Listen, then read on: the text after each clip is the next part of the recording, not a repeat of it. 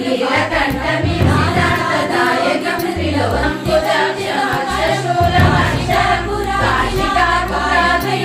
कालभैरवं भजे शूलटङ्कपाशदण्डपाणिमादिकारणं श्यामकायमादिदेवमक्षरं निरामयं भीमविक्रमं बलं विचित्रताण्डवं प्रियं काशिकापुराजिनाथ कालभैरवं भजे मुक्तिदायकं प्रशान्तकालभैरवं भजे